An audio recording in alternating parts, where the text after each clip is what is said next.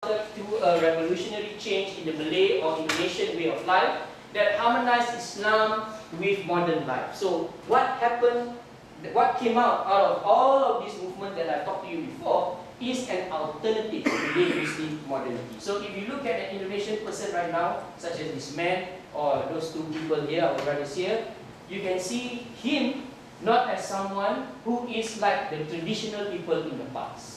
They don't come to class wearing Arab jubah. No. They don't come to class wearing the Japanese, what do you call it? Blankong. They don't. They are modern beings. They wear a batik, but the batik design is also a modern Western design. They are all modern beings. Why? Because all of them, including myself, are affected by modernity. And in us taking modernity, we also do not forget our values. When it's time to pray, we go and pray. When it's time to study, we study. When people ask, are you a Muslim? Yes, I am. But are you modern? Yes, we are too. So there is this fusion of modernity and Islamic values. The path of disseminating Muslim modernism in the minds of the Malays was, of course, as I was saying just now, not a smooth one. Resistance from the colonial rulers and from a segment of the community, the traditionalists and the feudal elites were very resistant. I didn't want to tell that story because it would make it even more complicated for your minds. But more importantly, we need to know that it was a very jagged kind of process. It was not easy. And in any society, if you are introducing a new idea, the first thing you will get is resistance. How do you overcome resistance? You keep on going. You keep on going, you keep on writing, and you keep on doing, and you keep on setting up new institutions. Your idea becomes a mass movement that will change society. The Muslim modernists use different strategies to widen the field of their ideology. Okay, so I want to end here. This is a question that I ask my students as well. So there are some who claim that Malays are still traditional in their ways of thinking and lifestyles until today. Is this true? Is it true that Malays are still very traditional? Maybe I ask Chinese Indonesian here. Where's the Chinese Indonesian? Who is the Chinese Indonesian here? Nobody wants to own up already now. Last class there were 6, now there's 0 already. Chinese Indonesian? Come on. Are Malays traditional? No. Why not traditional?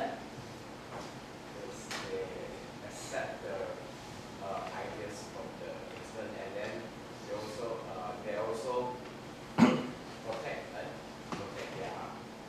their own culture. Okay, so they also manifest their own identity. How about the rest? Have you all been exposed to Malays before? Some of you Taiwanese, you must have been exposed to Indonesians, and they wear their hijab, correct or not? You see them in campus. Are they traditional people? Yes or no? No. Why no? Why you say no? Because they still engage with everybody else while maintaining their own traditions. Okay, any other question? We still have 15 more minutes, right? Yeah. It's a transformation of writing language also an alternative way to modernization. I mean, the writing language from Arabic to the Latin word. Yes, correct. So how is the process of this? Yeah, so in the past, the Malays usually read and write in what they call as Jawi. J-A-W-I. Jawi is basically an Arabic way of writing, but read in Malay. So they write Malay words in Arabic letters. But when modernism came, the Malays were saying, we cannot be reading in these letters anymore because books are not written in Jawi. The scientific books are all written in the Roman numerals, so everybody switched. But there is a problem when you do that. What is the problem when you do that? What happens when you move from Arabic letters to Roman letters? It changes your mind when it comes to looking at traditional Islamic texts. In the past, because his father, his mother, his father all read in Jawi, they can read the Quran easily. And when they read the Quran, they are not tired because every day they read Jawi text. Now, you ask Indonesian to open the Quran and read one page, it's very tired. Because your mind is more exposed to English Roman letters. So that's one of the effects of the movement from Jawi to Roman. Right? They become modernized, but they also find it very difficult to engage with Arabic texts. That affected them quite a lot. Any other question? I have a question. Yeah. No, they have question. I have a question. Okay. Okay, Frank, go ahead. Yeah, I'm interested. So the Arab madrasa was already in Singapore, founded in 1904? 1905. 1905, right? Yeah. So, and of course, I think you're absolutely right. It's quite common knowledge also that the Muslim modernity starts with the Arabs and stuff like that. So my question is, why did the Arabs, Muslims, not spread to the Malay Muslims that same school system, since they already were the same religion? Alright, very good. The first person to actually set up the madrasah system was Sheikh Al-Hadi. The guy that I spoke about just now, Sheikh Al-Hadi. He was the first to set up the madrasah, this man. The first madrasah was set up during his time in 1902. After 1 or 2 years, if I'm not wrong, the madrasah closed down. Why the madrasah closed down? Because Malays say this is not a real Islamic educational institution. So there was a lot of resistance. And madrasas could not be built in Indonesia or in Malaya. It came very late because the resistance was too strong. Singapore actually became the hub of madrasas. Singapore had the most numbers of madrasas until very late in, if I'm not wrong, in 1918, they set up the first madrasah only for girls in Sumatra. Rahmania, if I'm not wrong, the name of the madrasah. And then slowly the thing came. So the resistance was too strong. The local society cannot accept that Muslims are now learning geography, history, and here we're not talking about Islamic history, we're talking about world history in madrasas. There's this problem of what we call in Malay kolot. Kolot means their minds are too closed up. Hence, it was so bad that the Muhammadiyah movement, they had fishes thrown to their homes. It was that bad, right? So this is the problem that they faced in those days. Okay? Yeah, Nabil? So you mean that pre-independent Singapore was a central of somehow? Actually, I think Yeah. So pre-independent Singapore, even though Muslims were minorities, were actually the hub of Islamic thought. And why it was the hub of Islamic thought? Because there were no feudal elites, there was no traditional rulers. The Muslims can do anything they like under the British. And that's why I argue in my upcoming book that when the British, the Dutch, the Spanish, the Americans came to Southeast Asia, they did Islam a lot of good. Of course, they killed a lot of people. Yeah. I mean, like the Dutch, there's so many massacres that you can think of. The British also, I mean, they quelled a lot of rebellions. But with colonialism, Islam became even more bureaucratized, more powerful, and because of the Dutch, more so because of the British, because the Dutch educational system is actually inferior when in comparison to the British. Yeah, in Indonesia at least, because they didn't actually emphasize on mass literacy like the British did.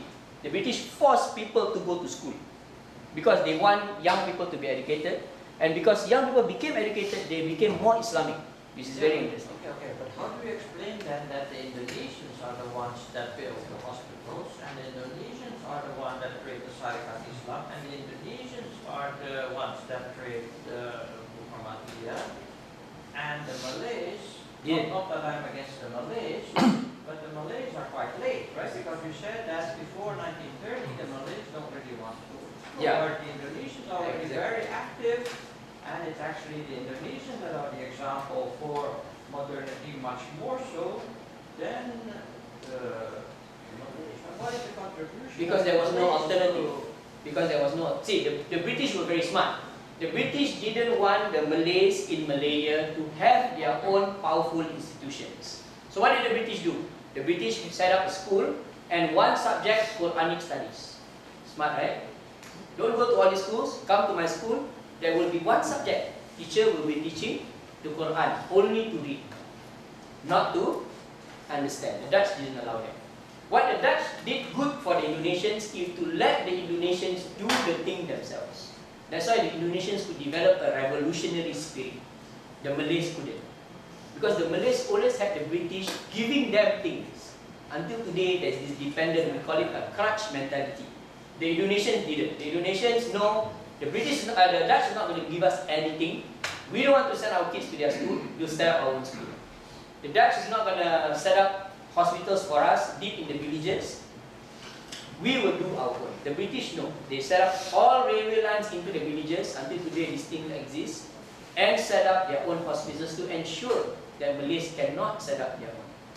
So when you talk about the effects on hindsight, the Dutch did the Indonesians a lot of good by letting them do the things on their own. But they didn't build powerful institutions to leave behind. That's why there's Muhammadiyah universities.